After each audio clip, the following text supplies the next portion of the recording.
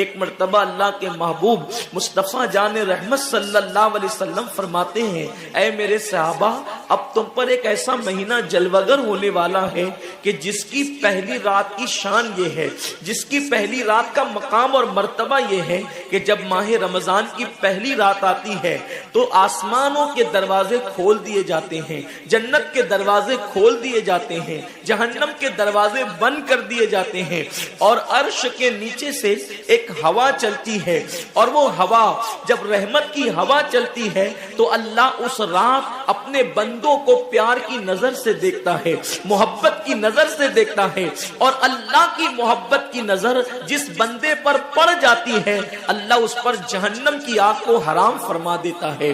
میرے آقا صلی اللہ علیہ وسلم کے دیوانوں، وہ مہینہ آنے والا ہے، وہ رات آنے والی ہے، وہ شب آنے والی ہے جس رات اللہ اپنے بندوں کو محبت کی نظر سے دیکھے گا، پیار کی نظر سے دیکھے گا، الفت کی نظر سے دیکھے گا۔ میرے پیارے آقا صلی اللہ علیہ وسلم کے پیارے دیوانوں، آپ اندازہ کریں کتنا وہ مقدس بندہ ہے، وہ بندہ مقدر کا سکندر ہے جس کے وجود پر میرے اللہ کی نگاہ رحمت پڑ جائے، میرے کریم کی نگاہ رحمت پڑ جائے۔ ہم کس کس کی نگاہ کے طالب ہوتے ہیں، ہم کس کس کی توجہ کے طالب ہوتے ہیں۔ ہم سوچتے ہیں کہ پیر صاحب کی نگاہ پڑ جائے گی تو میرا بیڑا پار ہو جائے گا، یقیناً پیر صاحب کی نظر بڑی قیمتی ہے۔ دیوان شاہ بابا کی نظر پڑ جائے گی تو میری تقدیر بدل جائے گی، یقیناً اللہ کا ولی بڑی شان والا ہے۔ غوث پاک کی نظر پڑ جائے گی تو میرا بیڑا پار ہو جائے گا۔ اندازہ تو کریں جس پر اللہ کی نگاہ رحمت پڑ جائے، اور وہ رمضان شریف کی پہلی رات میں ہوتا ہے کہ اللہ اپنے بندوں کو پیار کی نظر سے دیکھتا ہے، اللہ اپنے بندوں کو محبت کی نظر سے دیکھتا ہے، اور خدا کی نگاہ رحمت جس پر پڑ گئی پھر اس کو جہنم کی آگ چھو نہیں سکتی، اس کو جہنم کی آگ جو ہے اس کو جلا نہیں سکتی۔ لیکن کتنے افسوس کی بات ہے، ماہ رمضان شریف کی ایسی برکت والی رحمتوں بھری رات آتی ہے، اور وہ پہلی رات آتی ہے، اور اس رات میں ہم کیا کر رہے ہوتے ہیں؟ اس رات میں ہمارا حال یہ ہوتا ہے کہ ہم ہوٹل پہ بیٹھ کر ٹائم پاس کر رہے ہوتے ہیں، اس وقت ہم گھروں کے اندر بیٹھے ہوتے ہیں اور وقت کو ضائع کر رہے ہوتے ہیں۔ اور اب تو حال یہ ہو گیا ہے کہ ساری چیزوں سے تعلق توڑ کر ہم نے سارے رشتے اپنے موبائل سے جوڑ لیے ہیں۔ اس وقت ہمارا سب سے قریبی رشتہ دار اگر کوئی ہے تو وہ اپنا موبائل ہے۔ یہ ہنسنے کی بات نہیں ہے، یہ بہت نقصان کی بات ہے۔ اس قدر قریبی رشتہ، ماں باپ سے بھی زیادہ قریبی رشتہ موبائل سے، باپ سے بھی قریبی رشتہ موبائل سے، بیوی سے بھی زیادہ قریبی رشتہ موبائل سے۔ آپ کہیں گے اتنا قریبی رشتے کی آپ بات کرتے ہیں؟ ہم کہتے ہیں جو جتنا قریبی رشتہ دار ہوتا ہے اس پر توجہ اتنی زیادہ ہوتی ہے، اس سے پیار اتنا زیادہ ہوتا ہے، اس کی طرف توجہ اتنی زیادہ ہوتی ہے، اس سے لگن اتنا زیادہ ہوتا ہے۔ ہماری آنکھ ابھی بستر پر کھلی نہیں ہوتی اور ہم سیدھا ہاتھ اٹھا کر کے آدھی آنکھیں بند ہوتی ہے اور آدھی آنکھیں کھلی ہوتی ہے، اور ہم پہلے اپنے موبائل کی طرف ہاتھ بڑھاتے ہیں۔ کسی کا میسج تو نہیں آیا؟ میرے پیارے آقا صلی اللہ علیہ وسلم کے پیارے دیوانوں، امی کے پاس بیٹھے ہیں پھر بھی موبائل، بیوی کے پاس بیٹھے ہیں پھر بھی موبائل، والد کے پاس بیٹھے ہیں پھر بھی موبائل۔ حد تو یہ ہے کہ مسجدوں کے اندر بیٹھے ہیں پھر بھی موبائل۔ یقیناً اگر کام کے میسیجز ہو اور اگر کام اور ضروری چیز ہو، ٹائم دیکھنا ہو، تو آپ یقیناً موبائل کو ہاتھ میں لیں۔ موبائل کوئی بری چیز نہیں ہے، لیکن انسان کتنا ڈوب گیا، عبادت کا سارا وقت انسان اپنے موبائل پر ضائع کرتا ہے۔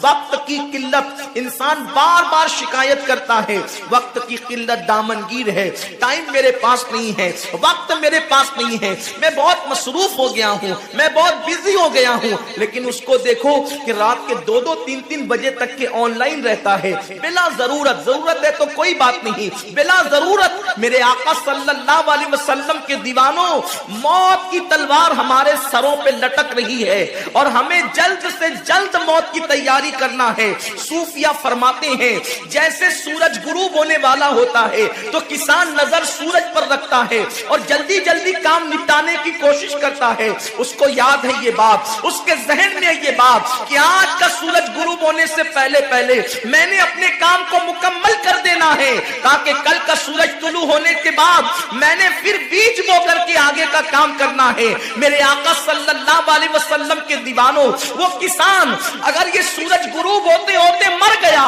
تو کل اس کا کام کوئی اور کر جائے گا، اس کا بیٹا بیج بوئے گا، اس کی بہو بیج بوئے گی، اس کی بیوی بیج بوئے گی، اس کے رشتہ دار بیج بوئیں گے۔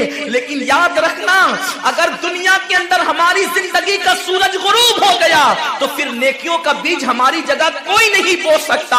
اللہ رب العزت نے کبھی ماہ رمضان کی شکل میں، کبھی شب برات کی شکل میں، کبھی شب قدر کی شکل میں، کبھی اللہ اکبر ماہ شعبان کی شکل میں، کبھی لیلۃ البراء کی شکل میں، کبھی شب معراج کی شکل میں، کبھی لیلۃ الجمعہ کی شکل میں یہ حسین قیمتی لمحات ہمیں اس لیے عطا فرمائے ہیں کہ میرے بندے اگر تو گناہوں کے اندر ڈوب گیا ہے، یہ مخصوص راتیں تجھے دے رہا ہوں، مخصوص دن تجھے دے رہا ہوں، ان راتوں میں میری عبادت کر لے، ان دنوں میں میری عبادت کر کے مجھے راضی کر لے تاکہ میں تیری مغفرت کر دوں۔ اور پھر رمضان شریف کی تو بات ہی جدا ہے۔ ماہ رمضان تمام مہینوں کا سردار ہے۔ میرے آقا مصطفیٰ کریم رؤوف الرحیم صلی اللہ علیہ وسلم فرماتے ہیں ماہ رمضان کو سارے مہینوں پر ایسی فضیلت ہے جیسے مجھ محمد کو تمام مخلوق پر فضیلت حاصل ہے۔ میرے آقا فرماتے ہیں ماہ رمضان شریف میں اگر تم ایک نیکی کرتے ہو تو اللہ تمہیں 70 کا ثواب عطا کرتا ہے، اور تمہارا خلوص بڑھ جاتا ہے تو اللہ تمہیں ایک نیکی کا 1000 عطا کرتا ہے، اخلاص اور بڑھتا ہے تو اللہ ایک نیکی پر تمہیں بے حساب ثواب عطا کرتا ہے، اس کا کوئی حساب ہی نہیں ہوتا۔ آقا کریم رؤوف الرحیم صلی اللہ علیہ وسلم فرماتے ہیں یہ ماہ رمضان کیا ہے؟ اللہ کے محبوب مصطفیٰ کریم صلی اللہ علیہ وآلہ وسلم ماہ رمضان شریف کے روزوں کی اہمیت بیان کرتے ہوئے فرماتے ہیں کہ ماہ رمضان شریف کا ایک روزہ اگر کوئی چھوڑ دے اور پھر ساری زندگی اس کے بدلے میں روزہ رکھے تو ساری زندگی کے روزے اس ایک ماہ رمضان کے روزے کے برابر نہیں ہو سکتے۔ یہ ماہ رمضان شریف کے روزے کو فضیلت حاصل ہے، اور اللہ کے حبیب صلی اللہ علیہ وسلم فرماتے ہیں جو ماہ رمضان شریف میں عبادت کر کے اپنی بخشش نہیں کروا سکتا، اپنی مغفرت نہیں کروا سکتا، پھر اس کو کبھی موقع نہیں ملتا کہ وہ اپنی مغفرت کا سامان کرے۔ آقا کریم صلی اللہ علیہ وآلہ وسلم فرماتے ہیں کہ سال بھر تک ماہ رمضان شریف کے لیے جنت کو آراستہ کیا جاتا ہے، جنت کو سجایا جاتا ہے، جنت کو سنوارا جاتا ہے، اور آقا کریم صلی اللہ علیہ وسلم فرماتے ہیں بڑی بڑی آنکھ والی حوریں اللہ کی بارگاہ میں عرض کرتی ہے میرے کریم ہمیں ان کی دلہن بنانا جو ماہ رمضان شریف میں تیری عبادت کرتے، ہمیں ان کے نکاح میں دینا جو ماہ رمضان شریف کی راتوں کو جگ کر کے تجھے منانے کی کوشش کرتے ہیں۔ آقا کریم صلی اللہ علیہ وسلم فرماتے ہیں اگر کوئی بندہ ماہ رمضان میں زنا سے بچے، شراب سے بچے، جھوٹ سے بچے، کسی کو تہمت لگانے سے بچے، اور ماہ رمضان شریف کا احترام کرتے ہوئے گناہوں سے بچے تو اللہ تبارک و تعالی ہر رات کے بدلے، رمضان شریف کی ہر رات کے بدلے 100 حوروں کے ساتھ اس کا نکاح فرمائے گا۔ یعنی 30 راتیں ہیں تو 100 حوروں کے ساتھ اس کا نکاح ہوگا۔ اور آقا کریم صلی اللہ علیہ وسلم فرماتے ہیں ماہ رمضان شریف کا احترام جو کرے اور احترام ماہ رمضان میں جو لغویات اور خرافات کو ترک کر دے، جو گناہوں کو چھوڑ دے، زنا کو، شراب کو، جھوٹ کو، بہتان تراشی کو چھوڑ دے، آقا فرماتے ہیں اس رمضان شریف کا احترام کرنے والے کے لیے اللہ نے جنت میں ایک ایسا محل بنایا ہے۔ اس محل کا حال یہ ہے کہ دنیا کے سارے اولین اور آخرین یعنی آدم سے لے کر آخری آنے والے تک، انسان تک، اگر سارے اس محل کے اندر داخل ہو جائے تو بھی اس محل کی اتنی ہی جگہ وہ لیں گے جتنی کی بکرے کی ران آپ کسی مکان ران کے اندر رکھتے ہیں تو بکرے کی ران کتنی جگہ گھیرتی ہے؟ بس تمام اولین اور آخرین اس محل کے اندر اتنی ہی جگہ گھیریں گے، یعنی وہ محل اتنا بڑا اللہ نے بنایا ہے، اور وہ محل صرف ان کے لیے ہے جو ماہ رمضان کے احترام میں گناہوں کو ترک کر دیتے ہیں،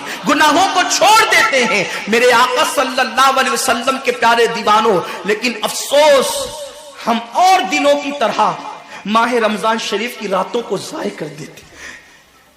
تاجروں کا سیزن آتا ہے تو تاجر پہلے سے تیاری کرتے ہیں کہ اس سیزن کے اندر میں نے مالدار بننا ہے، اتنا مال میں نے کمانا ہے کہ پھر میں نے سارے سال گھر میں بیٹھ کر کے کھانا ہے۔ ٹیلر لوگ تیاری کرتے ہیں، عید کے موقع پہ اتنی محنت کریں گے رات دن کہ سال بھر اگر کوئی کسٹمر نہ بھی آئے تو وہ گھر بیٹھ کے آرام سے کھا سکے۔ کپڑے والے سوچتے ہیں کہ سیزن آئے گا، جو بھی سیزن ان کا آتا ہے اتنا کمائیں گے کہ سال بھر بیٹھ کے کھائیں گے۔ لوگوں، جیسے کپڑوں کا سیزن آتا ہے، ٹیلروں کا سیزن آتا ہے، پھلوں کا سیزن آتا ہے، ایک سیزن نیکیوں کا بھی آتا ہے، ایک سیزن مغفرت کا بھی آتا ہے، ایک سیزن جنتی بننے کا بھی آتا ہے، ایک سیزن اللہ کو راضی کرنے کا بھی آتا ہے۔ ارے یہ کیا کم ہے؟ میرے رسول سچے نبی صادق و مصدوق نبی نے فرمایا، ماہ رمضان کی ہر رات اللہ پہلے آسمان پہ تجلی کرتا ہے اور اللہ اپنے بندے سے پکار پکار کر غروب آفتاب سے لے کر صبح صادق طلوع ہونے تک کہتا ہے، میرے بندے اگر تو گنہگار ہے تو مجھ سے معافی طلب کرتا کہ میں تیری مغفرت کر دوں، میں تجھے جنت کا پروانہ عطا کر دوں۔ اگر تو غریب ہے تو مجھ سے دولت مانگتا کہ میں تجھے دولت عطا کر دوں، اگر تو نعمت سے محروم ہے تو نعمت مانگتا کہ میں تجھے نعمت عطا کر دوں۔ یہی وجہ تو ہے حضرات صحابہ کرام جب رمضان شریف آتا تو وہ ایسے تیاریاں کرتے تھے جیسے ہم اپنے گھروں کی شادیوں کی تیاری کرتے ہیں۔ صحابہ اتنے مصروف ہو جاتے رمضان شریف کی تیاریوں میں، اور کیسی تیاری کرتے؟ ہم بھی رمضان شریف کی تیاری کرتے ہیں۔ ہماری تیاری کیا ہے؟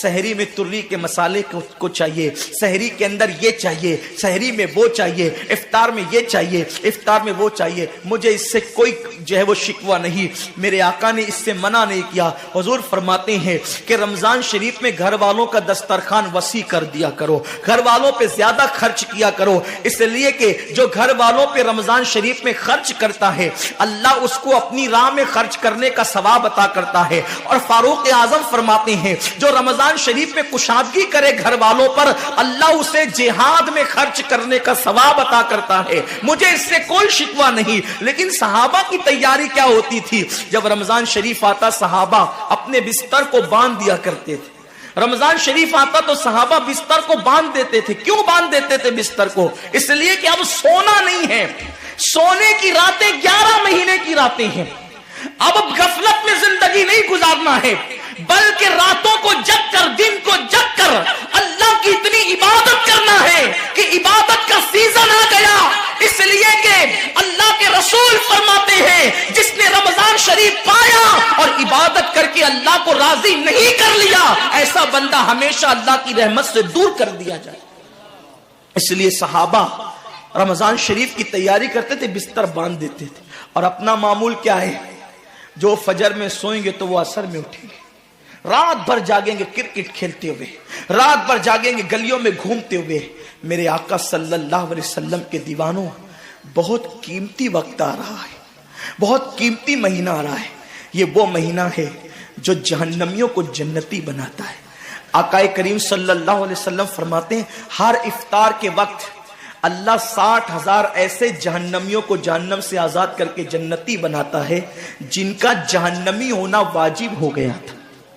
اور ایک مقام پہ فرماتے 5 لاکھ جہنمیوں کو ہر افطار کے وقت جہنم سے آزاد کیا جاتا ہے۔ اور اسی پہ بس نہیں، حضور فرماتے ہیں جب شب جمعہ آتی ہے ماہ رمضان کی، جمعرات کا سورج غروب ہوتا ہے، تو جمعہ کا سورج غروب ہونے سے پہلے تک ہر سیکنڈ میں 5 لاکھ جہنمیوں کو جہنم سے آزاد کیا جاتا ہے۔ اور جب جمعہ کا آخری وقت آتا ہے، آخری ساعت آتی ہے، میرے کریم آقا فرماتے ہیں جمعرات کا سورج غروب ہونے سے لے کر جمعہ کا سورج غروب ہونے تک ہر لمحے میں جو 5 لاکھ کو آزاد کیا گیا تھا، اب آخری سیکنڈ میں جو غروب کا وقت ہوتا ہے، جتنے آزاد کیے گئے تھے اتنوں کی تعداد کے برابر اس آخری ساعت کے اندر اللہ اپنے جہنمی بندوں کو جہنم سے آزاد کر دیتا ہے.